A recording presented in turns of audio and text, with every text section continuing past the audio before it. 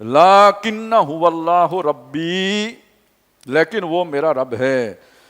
اب یہ دیکھیں ذرا، تھوڑا سا تقابل کریں، یہ کس شے کے مقابلے میں لے کے آ رہا ہے؟ جس سے میری امیدیں وابستہ ہیں، جس سے میرا توکل ہے، جس پر میرا انحصار ہے، جس پر میں اپنا جو ہے نا امید لگا کے بیٹھا ہوا ہوں، توکل لگا کے بیٹھا ہوا ہوں۔ تو اس کی توقع کس پر تھی؟ باغ پر۔ امید کس پر تھی؟ باغ پر۔ انحصار کس پر تھا؟ باغ پر۔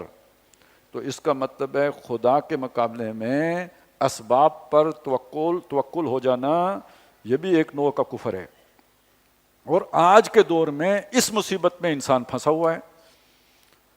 اس تہذیب کا سب سے بڑا جو مظہر ہے وہ یہ ہے، آخرت کے مقابلے میں دنیا اور خدا کے مقابلے میں اسباب دنیا۔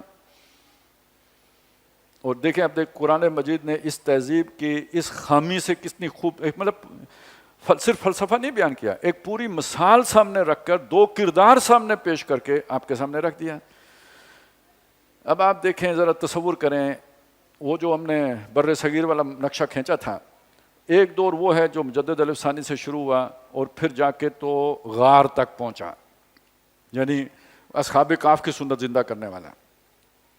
ایک دور وہ آیا کہ جس میں آپ نے مکالمہ کیا ہے مغرب کے ساتھ، اور بہت جرت سے کیا ہے۔ اب یہ مکالمہ کرنے والے لوگ کون ہیں؟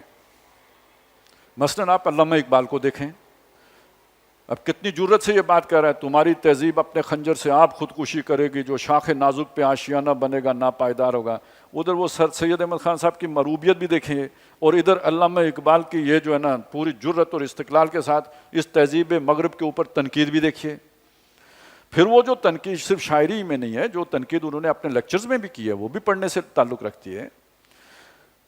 پھر یہی نہیں ہے، ابوالکلام آزاد ہیں، مولانا مودودی ہیں، پوری کتابیں ان موضوعات پر لکھ کر، اب پردہ کتاب آپ پڑھیں مولانا مودودی کی، اسی طرح اسلامی ریاست آپ کتاب پڑھیں جس میں یہ جو جمہوریت کی خرابیاں ہیں ان کو گنوایا گیا ہے۔